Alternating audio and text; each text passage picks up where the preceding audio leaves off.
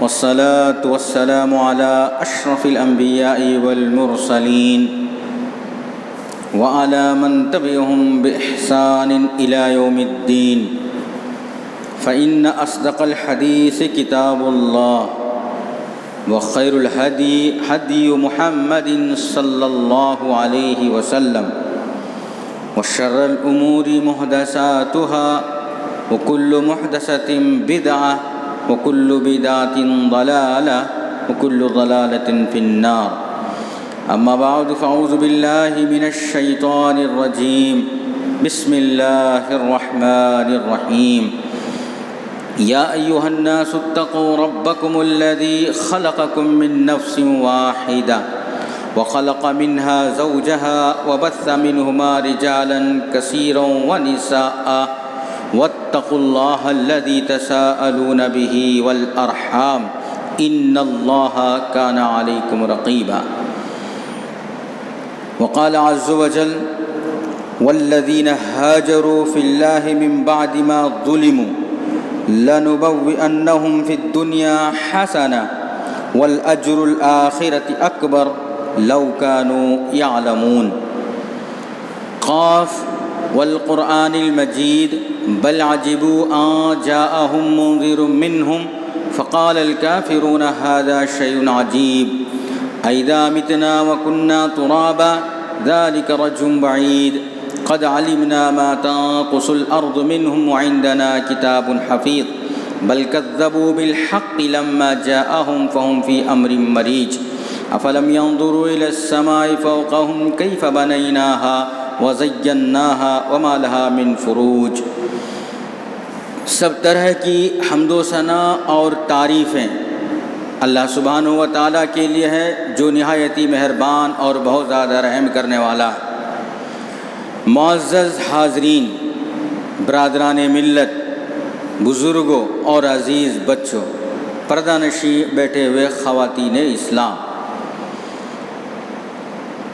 آج کے خطبے میں خطبہ مسنونہ کے دوران آپ سب کے روبرو سورہ نحل کی ایک آیت پیش کی ہے. خطبہ مسنونہ اس کے ساتھ ساتھ سورہ نحل کی ایک آیت پیش کی ہے جس میں اللہ ارشاد فرماتا ہے: والذین ہاجروا فی اللہ من بعد ما ظلموا، اور وہ لوگ جنہوں نے ظلم ہو جانے کے بعد اللہ کے راستے میں ہجرت کی، لنبوئنہم فی الدنیا حسنہ، ہم ان کے لیے دنیا میں ہی بہترین بدلہ عطا فرمائیں گے، عطا کریں گے. اللہ رب العالمین ارشاد فرماتا ہے: والاجر الآخرۃ اکبر، اور آخرت میں سب سے بڑا بدلہ ہے جس کا ہم سوچ بھی نہیں سکتے، بہت بڑا بدلہ ہے آخرت میں. لو کانوا یعلمون، اگرچہ کہ لوگ سمجھ لے، جان لے. معزز حاضرین، آج یہ کا جو جمعہ ہے، ہم سب کو بلکہ عالم انسانیت کو، مسلمانوں کو، مومنین کو یہ معلوم ہونا چاہیے کہ اسلامی کیلنڈر کے مطابق، یہ ہجری سال کے مطابق ہمارا پہلا مہینہ ہے جسے ہم محرم الحرام کہتے ہیں. اس کی بے شمار خصوصیات ہیں اور بہت زیادہ فضیلتیں ہیں. ماہ محرم کی، محرم کے مہینے کی بہت زیادہ فضیلتیں اللہ رب العالمین نے قرآن کریم میں ذکر کیا ہے، نبی اکرم صلی اللہ علیہ وسلم کے فرمان میں وارد ہوا ہے. رسول اکرم صلی اللہ علیہ وسلم نے ارشاد فرمایا: افضل الصیام بعد رمضان شہر اللہ المحرم، بہترین روزہ رمضان المبارک کے روزے کی بعد اللہ کا مہینہ محرم کا روزہ ہے. نفل روزوں میں دیگر مہینوں کے بنسبت محرم کے مہینے میں رمضان المبارک کے بعد بہت فضیلت والے روزے ہیں. اس مہینے میں زیادہ سے زیادہ ہمیں نیک اعمال کرنی چاہیے، نوافل کا اہتمام کرنا چاہیے اور نیکیوں میں بڑھ چڑھ کر کے حصہ لینا چاہیے. مہینے کا استقبال، نیا سال، نیا مہینہ ہے، اس کا استقبال کا اسلام میں کوئی تصور نہیں ہے. جس طریقے سے عیسوی سال جب شروع ہوتا ہے، جنوری اور دسمبر کی آخری اور جنوری کا پہلا دن جب ہوتا ہے، لوگ پٹاخے تماشے ناچ گانے کھیل کود کرتے ہیں، اسلام میں اس کا کوئی تصور نہیں ہے۔ جب محرم کا مہینہ آتا ہے تو کم سے کم ہم یہ جاننا چاہیے، یہ ہمیں محسوس ہونا چاہیے کہ اسلامک سال ہجری کیلنڈر، اسلامی کیلنڈر کا یہ پہلا مہینہ ہے، اس کا علم ہم سب کو کم سے کم رہنا چاہیے۔ اسی طریقے سے ہجری تاریخ کا بھی اہتمام کرتے رہنی چاہیے تاکہ ہم بھولیں نہ، اس چیز کو بھول نہ جائیں۔ ہجری تاریخ ہمیں معلوم رہنا چاہیے۔ آج ہمیں تاریخ پوچھیں گے کیا تاریخ ہے، 5 اگست 2022، ہر آدمی بول دیں گے اچھا ہجری تاریخ بھائی پتہ نہیں۔ آج جو ہے ہم 1400 سال پہلے سے جو تاریخ شروع ہوئی ہے، 1440 پر 3 چل رہا تھا، جو ہی محرم کا ہلال نظر آیا، ماہ محرم کا چاند نظر آیا، 1440 پر 4واں سال شروع ہوتا ہے، اور آج محرم کی 6 تاریخ ہے۔ یہ چیز ہم سب کو یاد رہنی چاہیے کیونکہ اس کا پس منظر بہت بلند ہے، اور اس مہینے کی فضیلت بھی بہت زیادہ اللہ سبحانہ و تعالیٰ نے رکھا ہے۔ جیسا کہ نبی اکرم صلی اللہ علیہ وسلم نے فرمایا، اس مہینے میں زیادہ سے زیادہ سنن، نوافل، نیک اعمال، ان سب چیزوں کا زیادہ سے زیادہ احترام کرتے رہنا چاہیے۔ اس مہینے کی فضیلتیں بے شمار جہاں پر ہے، وہاں پر ایک بڑی بات اس مہینے کی جو ہے، اس مہینے میں اللہ سبحانہ و تعالیٰ نے اس مہینے کو اشہر حرم میں داخل کیا ہے۔ اشہر حرم کیا ہے؟ 12 مہینے بھی، سال کے جو 12 مہینے ہیں اللہ رب العالمین نے بنایا ہے۔ 12 مہینوں کو بھی اللہ نے مقدس بنایا ہے، مبارک بنایا ہے، قابل قدر بنایا ہے، عزت دار بنایا ہے سبھی مہینے کو۔ لیکن ان میں سے 4 مہینے کو اللہ رب العالمین اپنی زبان میں اور بھی زیادہ محترم کہا ہے، دیگر مہینوں کی بنسبت اس کو اور بھی محترم قرار دیا ہے۔ مثال کے طور پر جب کسی چیز کو اللہ سبحانہ و تعالیٰ، یہ اصول ہے، اپنی جانب نسبت کر لے تو اس کی عزت، مقام، مرتبہ اور رتبہ بہت بڑھ جاتا ہے۔ جیسا بیت اللہ، اس سے مراد اگر کوئی کہہ دے بیت اللہ، سب سے پہلا جو مراد لیں گے اللہ کا گھر، کعبۃ اللہ۔ کعبۃ اللہ اس کا نام ہے، کعبہ قبلہ جس جانب ہم رخ کر کے نماز پڑھتے ہیں، اللہ رب العالمین نے اس کو اپنی جانب سے جوڑ کر کے کہا۔ مساجد جو ہیں، جتنے بھی روئے زمین میں مسجدیں ہیں، وہ سب کے سب بیت اللہ ہیں، اللہ کے گھر ہیں۔ اب عام گھر اور اللہ کے گھر کا احترام ہم لوگوں کی دلوں میں الگ ہی رہتا ہے۔ اب اللہ کے گھر کے علاوہ دوسروں کی جو گھر ہے وہ منحوس ہے، ایسا ہے، یہ نہیں ہے، وہ بھی اللہ کا ہی زمین ہے، اللہ ہی نہیں بنایا ہے، انسان محنت کیا ہے اس کو بنانے میں، مسجد کو بھی انسان محنت کیا ہے بنانے میں، لیکن مسجد کا احترام کو اللہ تعالیٰ نے اپنے جانب جوڑ لیتا ہے۔ بیت اللہ، اللہ کا گھر، جہاں پر اللہ کسی بھی چیز کو اپنے جانب جوڑ لے اس کا احترام بہت بڑھ جاتا ہے۔ افضل الصیام بعد رمضان، بہترین روزہ رمضان المبارک کے روزے کے بعد شہر اللہ المحرم، اللہ نے اس مہینے کو اپنے جانب جوڑ لیا اور پھر نام لیا محرم، اللہ کا مہینہ محرم، اس کا روزہ رمضان کے روزے کے بعد بہت افضل ہے، افضل روزہ ہے۔ تو اس مہینے کو جو بہت بے شمار خصوصیات ہیں، ان میں سے ایک بات یہ ہے کہ اللہ نے اپنے نام کے ساتھ اس کو جوڑ لیا ہے۔ اس مہینے 12 مہینے جہاں پر اللہ نے بنائے ہیں سال بھر میں، ان میں سے 4 مہینے کو بہت محترم بنایا۔ قرآن میں اللہ رب العالمین ارشاد فرماتا ہے، ان عدۃ الشہور عند اللہ 12 شہرا فی کتاب اللہ، 12 شہرا فی کتاب اللہ۔ اللہ سبحانہ و تعالیٰ نے مہینوں کی تعداد اپنی کتاب میں 12 بتلائی ہے۔ یوم خلق السماوات والارض، انہی 12 مہینوں میں اللہ نے آسمان اور زمین کو پیدا کیا ہے، آسمانوں اور زمین کو پیدا کیا۔ منہا 4 حرم، ان 12 مہینوں میں سے اللہ تعالیٰ نے 4 مہینوں کو بہت محترم بنایا ہے۔ ذالک الدین القیم، یہی ہماری ثابت قدمی دین ہے، قائم دین ہے۔ فلا تظلموا فیہن انفسکم، ان دنوں میں اپنے آپ پر کوئی ظلم نہ کر لو۔ دوسرے دنوں میں بھی 4 مہینے کے علاوہ بھی دن جو 8 مہینے بچتے ہیں، اس میں بھی ظلم زیادتی نہیں کرنی چاہیے، لیکن اس کے بنسبت ان 4 مہینوں میں اور بھی احترام کرتے رہنا چاہیے۔ ان 4 مہینوں کا احترام اور بھی زیادہ ہمارے دلوں کے اندر ہوتے رہنا چاہیے۔ ذی القعدہ، ذی الحجہ، محرم اور رجب، یہ 4 مہینے ہیں۔ ان 4 مہینے کا احترام بہت زیادہ ہمارے دلوں کے اندر ہوتے رہنی چاہیے۔ نبی اکرم صلی اللہ علیہ وسلم کے زمانے میں فتوحات کا دور تھا۔ آپ صلی اللہ علیہ وسلم سے پہلے بھی غزوات ہوتے تھے، لڑائی ہوتے تھے، لوگ کرتے تھے، لیکن جب یہ مہینہ داخل ہو جاتا، محرم کا مہینہ آ جاتا یا رجب کا مہینہ آ جاتا، ذی الحجہ کا مہینہ آ جاتا، ذی القعدہ کا مہینہ آ جاتا، اپنے لڑائی کو روک دیتے تھے۔ نبوت سے پہلے بھی احترام کرتے تھے۔ اس چیز کو اللہ کے رسول صلی اللہ علیہ وسلم، اگر کوئی ان مہینوں کا اگر احترام نہ کرے، اللہ رب العالمین کی جانب سے وحی نازل ہوئی۔ ان 4 مہینوں کو محترم قرار اللہ نے دیا ہے، اس میں جنگ و جدال نہ کی جائے۔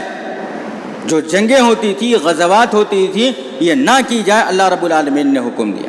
زیادہ سے زیادہ نیک اعمال ہو، عبادتیں ہوں، سنن اور نوافل کا احترام ہو، یہ چیز قرار دیا اللہ محرم کے مہینے میں کرنے کے۔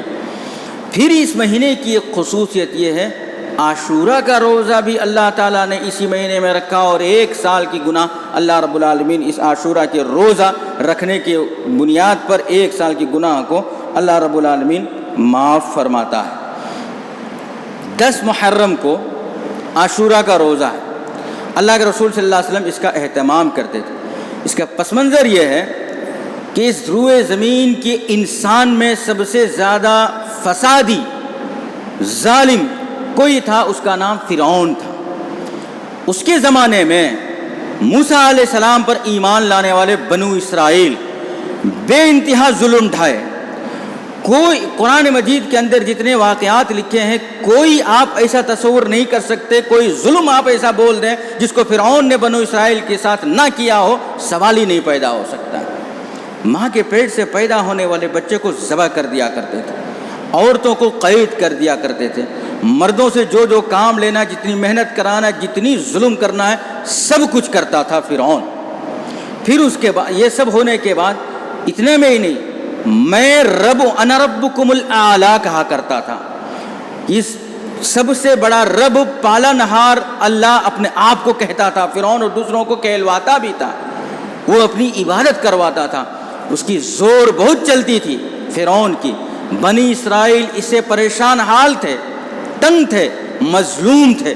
اللہ رب العالمین نے جو نجات دلایا اسے ظالم، جابر اور مفسد فسادی فرعون سے اسی مہینے کے 10 تاریخ میں، تاریخی حقیقت ہے، تاریخ میں یہ باتیں لکھی ہوئی ہے کہ جو ظلم اور زیادتی ہوتی تھی، اور جو فرعون موسیٰ علیہ السلام اور ان کی امت پر، قوم پر، بنو اسرائیل پر جو ظلم کیا کرتا تھا، اس ظلم سے اللہ تعالیٰ نے بنو اسرائیل کو اسی مہینے میں نجات دیا۔ نجات کیسا دیا؟ وہ ایک بڑا واقعہ ہے۔ سمندر میں غرق کر دیا اللہ تعالیٰ نے اس ظالم کو۔ ڈوبتے وقت جب روح نکلنے لگی، جان غرغرے کو آگے، جان نکلنے کے لائق ہوگی، تب کہتا ہے آمنت انہ لا الہ الا الذی آمنت بہ بنو اسرائیل، اب میں ایمان لاتا ہوں بنی اسرائیل، موسیٰ اور ہارون کے رب پر ایمان لاتا ہوں، وانا من المسلمین، اور اپنے آپ کو مسلمان کہتا ہوں، مسلمان میں شامل کرتا ہوں۔ کون کہتا ہے؟ فرعون۔ آخری وقت میں اللہ رب العالمین کی طرف سے آواز آتی، آلان، اب آئی ہے تمہاری عقل ٹھکانے پر، اس وقت تم کہتے ہو وقد عصیت قبلہ وکنت من المفسدین، پوری زندگی اس سے پہلے تم نافرمانیوں میں ہی گزارتے گئے اور دنیا کے سب سے بڑا فسادی تھے تم۔ آج جب روح نکلنے کا وقت آیا، جان نکلنے کا وقت آیا، تو اس وقت تم ایمان لاتے ہو۔ ایسے وقت کی ایمان اللہ کے پاس قابل قبول نہیں ہے۔ حالات حاضرہ کا جائزہ لیں۔ ظلم جب کبھی ہوتا ہے، کوئی ظالم کسی کے اوپر ظلم کرتا ہے، مظلوم وہ ظلم سہتے رہتا ہے ظالم کے، لیکن اور ظلم ٹکتا نہیں ہے، کبھی نہ کبھی اس ظلم کا بدلہ اللہ دنیا میں دکھا کر ہی رہتا ہے ظالم کو۔ اور جب ظالم کو بدلہ ملتا ہے اللہ رب العالمین کی جانب سے، مظلوم کو بڑا اطمینان ملتا ہے. بہت تکلیف دیا تھا انہوں نے. اچھا ہو دنیا میں عام طور پر یہ قانون ہے جو بھی ظالم ہو جس کو بھی تکلیف دیے ہو، مظلوم جو آدمی ہے، مظلوم اس انتظار میں رہتا ہے کب اللہ کی رسی مضبوط ہوگی اور اس ظالم کو اللہ پکڑے گا، اپنی گرفت میں لے گا، تو اس کو ایک قسم کی اطمینان ہوتا ہے، خوشی ہوتی ہے. بنو اسرائیل سب سے زیادہ اس دن خوش ہوئے تھے فرعون کے غرق ہو جانے کے بعد. پھر اس کے شکرانے کے طور پر انہوں نے روزہ رکھا، اسی کا نام عاشورہ ہے، یوم عاشورہ. بنو اسرائیل رکھتے تھے. نبی اکرم صلی اللہ علیہ وسلم نے جب دیکھا کہ یہ لوگ بھی اپنے نبی کے احترام میں روزہ رکھ رہے ہیں اور رکھتے ہیں، تو آپ صلی اللہ علیہ وسلم نے فرمایا 10 محرم کو یہ عاشورہ ہے، لیکن اگر اس کے یہود موسیٰ علیہ السلام اور ان کی قوم کے بنسبت ہم زیادہ اللہ رب العالمین کے دربار میں موسیٰ علیہ السلام نے جس طرح سے اللہ کے پاس شکرانے کے طور پر روزہ رکھا زیادہ مستحق ہیں. انہوں نے 1 روزہ رکھا تھا، ہم 2 روزہ رکھیں گے. 2 روزہ رکھنے کا حکم اللہ کے رسول صلی اللہ علیہ وسلم نے فرمایا. 9 10 یا نہیں تو 10 11 یہ ایک بات. دوسری بات آخری حد 10 محرم کو روزہ رکھ ہی لینا چاہیے. یہ موسیٰ علیہ السلام نے بھی رکھا، نبی اکرم صلی اللہ علیہ وسلم نے بھی تاکید کی. 1 سال کے گناہوں کا کفارہ بھی ہو جاتا ہے. یہ ایک تاریخی حقیقت ہے اس مہینے میں عاشورہ کی. دوسری بات جو اس مہینے میں جو سب سے جامع بات ہے، نبی اکرم صلی اللہ علیہ وسلم کے زمانے کے بعد کیلنڈر لکھنے کا اہتمام نہیں تھا. تاریخ جو لکھتے تھے کچھ ایک بڑا واقعہ ہو کر رہتا تھا. دیکھیے اصحاب فیل کا واقعہ یا کوئی اور حادثہ یا کوئی بڑا کارنامہ کہیں انجام ہو گیا تو کوئی دستاویز لکھتے وقت تاریخ ایسا لکھتے تھے کہ اصحاب فیل کا جو واقعہ ہوا اس کے 6 مہینے کے بعد، اس کے 10 مہینے کے بعد، اس کے 2 سال کے بعد، ایسا ہی یہی سسٹم تھا.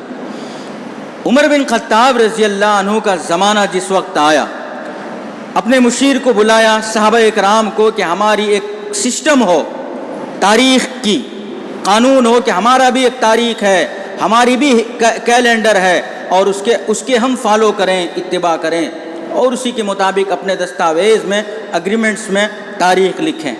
عمر رضی اللہ عنہ کے زمانے میں یہ کیلنڈر کا سسٹم رائج ہوا، چلا.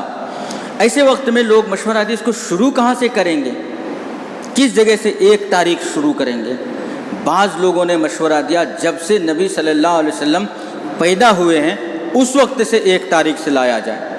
بعض لوگوں نے کہا جس وقت وفات پائیں اللہ کے رسول صلی اللہ علیہ وسلم وہاں سے ہم شروع کریں. بعض لوگوں نے کہا جب نبوت ملی اللہ کے رسول صلی اللہ علیہ وسلم کو 40 سال میں، یہ بھی بہت بڑا کارنامہ ہے، اس تاریخ سے شروع کریں. لیکن عمر بن خطاب رضی اللہ عنہ کو اللہ سبحانہ و تعالیٰ نے بڑی دور اندیشی بخشی تھی. کوئی بھی چیز اگر کرتے تو زمانے اور مستقبل میں، آگے والے زمانے میں یادگار ہو اور یاد رکھے اور یاد کرے. ایسی چیزوں کا اہتمام کر کے سوچ سمجھ کر کے یہ بات اپنے سامنے رکھتے تھے. مشورے میں جب بات آتی، عمر بن خطاب رضی اللہ عنہ نے مشورہ دیا، نبوت ملنے کے بعد، اسلام میں لوگ داخل ہونے کے بعد، نبی صلی اللہ علیہ وسلم کی ولادت ہو یا وفات، سب سے زیادہ اگر یادگار واقعہ ہمارے درمیان ہے تو وہ ہجرت ہے. مکہ سے گھر بار چھوڑ کر کے، جائیداد چھوڑ کر کے، آل اولاد چھوڑ کر کے، بیوی بچے چھوڑ کر کے، ہر یادگار چیزوں کو چھوڑ کر کے خالص اسلام کی بقا کے لیے، اسلام کو بچانے کے لیے، اللہ کی عبادت کرنے کے لیے سب چیز کو چھوڑ کر جانا، اس سے بڑی قربانی صحابہ کرام کی ہو ہی نہیں سکتی. اور جب لوگ ہجری تاریخ لکھیں گے ان واقعات کو یاد کریں گے، ان واقعات کو دھیان میں لائیں گے. عمر بن خطاب رضی اللہ عنہ کے مشورے سے ہجری کیلنڈر کا آغاز ہوتا ہے، شروع ہوتا ہے. چند باتیں ہجرت کے تعلق سے میں بتا دوں کہ کس طریقے سے صحابہ کرام ہجرت کے لیے قربانیاں دی. سلمہ رضی اللہ عنہ، ابو سلمہ رضی اللہ عنہ ہجرت کرنے لگے. مکے کے لوگوں نے ان کو بیوی بچے کے ساتھ، ان کے بچے ہیں، اولاد ہیں، بیوی ہیں، ہجرت کرنے کے لیے نکلے.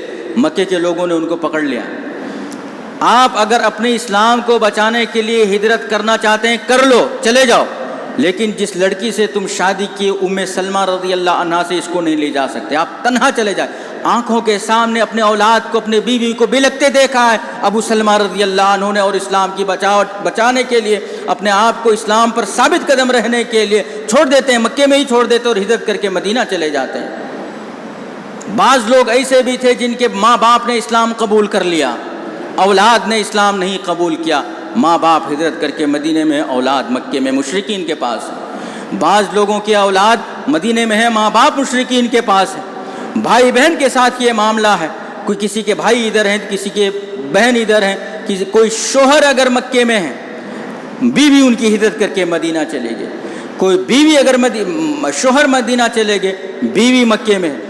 بہت بڑی قربانیاں تھیں جو کہ ایک خالی ہجرت کہہ کر کے اپنے آپ کو جسم کو بچانے کے لیے نہیں، دسیوں چیزوں کی قربانی اس کے ضمن میں آتی ہے، ہجرت کے ضمن میں۔ اس طریقے سے یہ سب چیزوں کی قربانیاں تھیں۔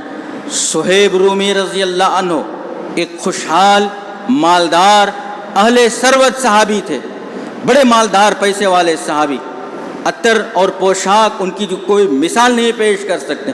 یہ بھی مکے سے ہجرت کرنے کی ارادہ کیے، مکے والوں نے ان کو پکڑ لیا۔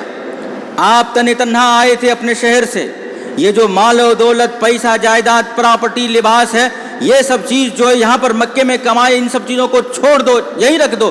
ایک ایک کر کے چھوڑ دیے اور صہیب رومی رضی اللہ عنہ نکل کر کے مدینہ جاتے ہیں ہجرت کر کے۔ نبی اکرم صلی اللہ علیہ وسلم جس وقت اس واقعہ کو سنتے ہیں، آپ صلی اللہ علیہ وسلم نے فرمایا ربح صہیب، ربح صہیب، ربح صہیب، 3 مرتبہ بہترین سودا کی ہے تم نے، نفع بخش سودا کی ہے اے صہیب، نفع بخش سودا کی ہے تم نے اے صہیب۔ اب اندازہ لگائیں نفع کہاں ہے ان کے مال میں، سب چیز تو چھین لیے ہیں مکے والوں نے، تنے تنہا ہے، پیسہ نہیں ہے جیب میں، لباس پوشاک تلک ان کے نکال لیے ہیں، اور بہت معمولی سی چیز ایک چادر پہن کر کے مکے میں گئے، کہاں ہے منافع، کہاں ہے ان کے پاس؟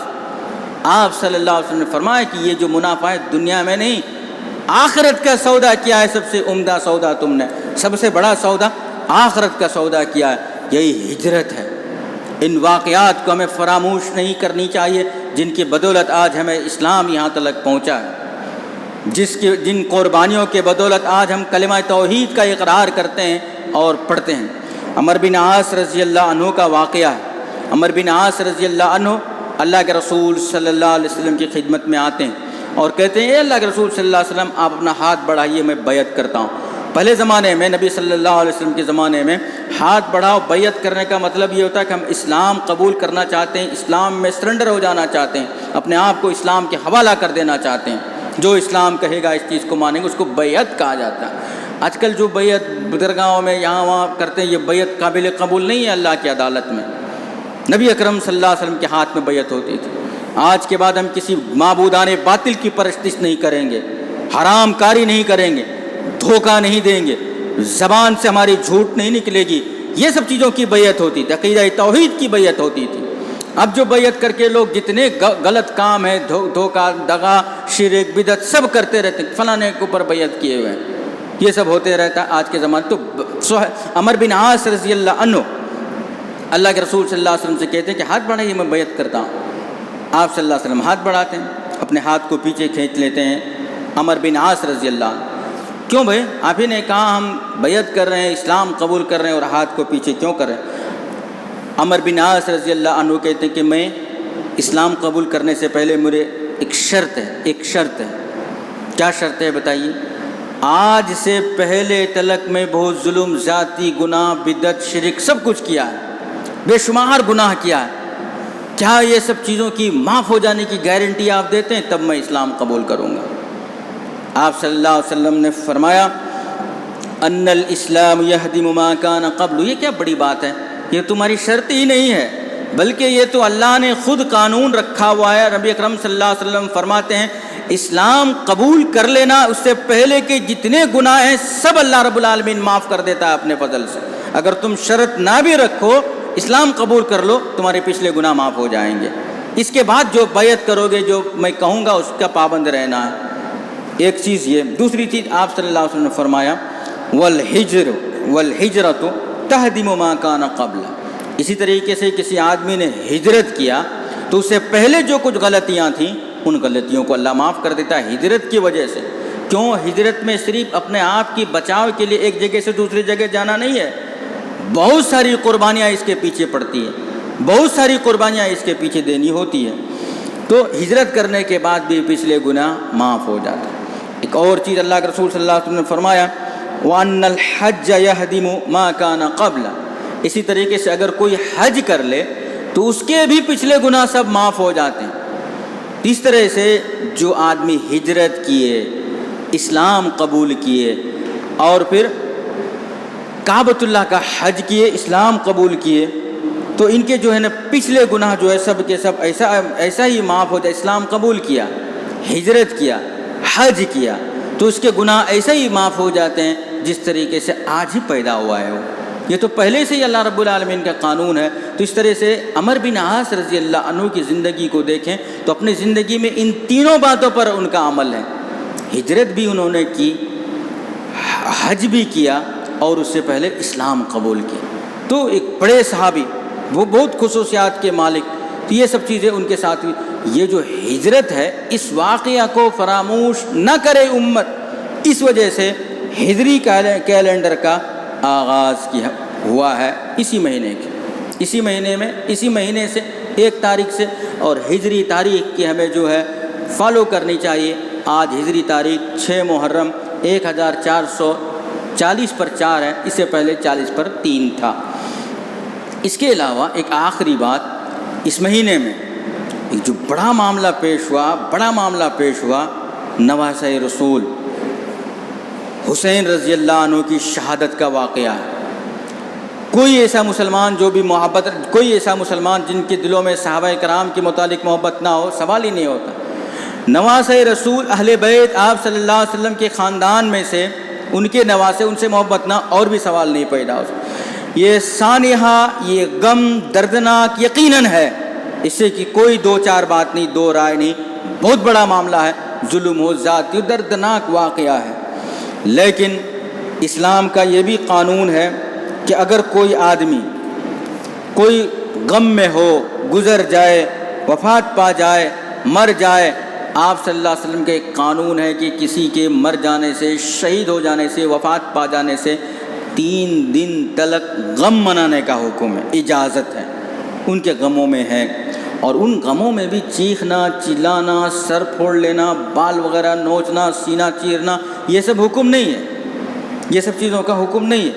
آپ صلی اللہ علیہ وسلم نے خواتین کے متعلق ارشاد فرماتے ہیں لا يحل لامرأة تؤمن باللہ والیوم الآخر، کسی عورت کے لیے جو اللہ پر اور یوم آخرت پر ایمان لائیں، ان کے لیے، کسی عورت کے لیے لائق نہیں ہے ان تحد فوق 3، کسی کے وفات پر 3 دن سے زیادہ غم منائے، الا علی الزوج، سوائے شوہر کے، شوہر گزر جائے تو 3 مہینے سے زیادہ، یہ حد مقرر کر دیا ہے۔ دیکھیے اللہ تعالیٰ نے کسی کے وفات پر بیٹے کی، باپ کی، بھائی کی، بہن کی، آل کی، اولاد، کوئی بھی اگر گزر گئے 3 دن تلک غم منا سکتے ہیں، اجازت ہے۔ لیکن کسی بیوی کے شوہر گزر جائے تو 4 مہینے 10 دن، فإنَّا تُحِدُّ 4 اشہر وعشرا، کہ جو اگر کسی کے شوہر گزر جائے تو ان کی عدت غم منانے کا جو ہے 4 مہینہ 10 دن انہیں مقرر کر دیا ہے۔ ابھی رہی ایک بات، دوسری بات یہ ہے کہ مرنے کے 3 دن کے بعد لوگ خرافات، بدعات اور چیزیں جو نئی چیز ایجاد کرتے ہیں، یہ کہاں لکھا ہوا ہے کہ سال جب محرم آئے تب ہم غم منانا شروع کر دیں، کالے کپڑے پہن لیں، اپنے آپ کو ثابت کریں کہ ہم بہت زیادہ حسین رضی اللہ عنہ سے محبت کرتے ہیں، سال ایسا کرتے رہیں۔ وہ تو جس دن مرے اس کے 3 دن کے بعد حکم دیا کسی کے مرنے کے، لیکن یوم حسین رضی اللہ عنہ کے شہادت کا واقعہ یقیناً بہت بڑا واقعہ ہے، لیکن اس کے لیے یہ بھی حکم نہیں ہے کہ ہر سال اس طریقے سے کریں۔ روڈوں میں، کہیں چوراہے پر لوگ پانی کا انتظام کر دیتے ہیں، ہمیشہ کرنا چاہیے وہ، یہ سوچ کر کے اس مہینے میں پانی سے تکلیف دے کر کے حسین رضی اللہ عنہ کی شہادت ہوئی تھی، اس وجہ سے اس مہینے میں کریں، یہ ہمیشہ کرنے کی چیز ہے۔ پانی پلانا لوگوں کو 1 دن 2 دن 10 دن نہیں، مسلسل کرنے کا حکم ہے، اور اس کا بہت بڑا ثواب اللہ رب العالمین نے رکھا ہوا ہے۔ اسی کے آڑ میں یہ علاقہ ساؤتھ میں تو کم، نارتھ کو چلے جائیے، محرم کا جس وقت مہینہ آ جاتا وہ تعلیم، تلوار، لکڑے، یہ کھیلنا وہ کھیلنا، ڈھول تاشے، ناچ گانے سب ہوتے رہتے ہیں. ایک طرف غم منا رہے، دوسری طرف ناچ رہے ہیں. ادھر کیا اسلام ہے یہ؟ تو یہ سب چیز اگر ہم ساؤتھ میں اس میں نارتھ میں چلے جائیں، ساؤتھ نارتھ کے بنسبت کچھ بہتر. اس محرم کے مہینے کی بات کرتا ہوں. دیگر چیزوں میں پھر ان لوگوں نے بھی پوری دنیا میں بغیر تمیز کیے ہوئے سب لوگوں نے دیگر چیزوں کی خرافات، بدعات، یہ سب چیزیں بھی حسین رضی اللہ عنہ کی شہادت کی آڑ میں ایجاد کر لیے ہیں. تو اس پوری خطبے کا لب لباب اور نچوڑ یہ ہے آج کے خطبے کا کہ اللہ رب العالمین کے بنائے ہوئے مہینوں میں سبھی مہینے بابرکت ہیں. ان بابرکت مہینوں میں 4 مہینے کو اللہ نے قابل احترام رکھا ہے. ان میں سے محرم شامل، عاشورہ کے روز ہیں. ہجرت کی جو کیلنڈر شروع ہوا، ہجری کیلنڈر، وہ بھی محرم کی 1 تاریخ سے شروع ہوا، 1 ہی تاریخ سے کیے. اور بہت سارے واقعات، بہت ساری فضیلتیں اس مہینے کی ہیں. تو لہٰذا اس مہینے کو منحوس، اس میں برکت نہیں، اس مہینے میں یہ کام نہیں کرنا چاہیے، یہ تصور نہیں لانا چاہیے. بعض لوگ تیرے تیزی، شادی نہیں کریں گے، دکان نہیں بنائیں گے، فلاں نہیں کریں گے، یہ نہیں کریں گے، یہ خرافات ہیں، بدعات ہیں.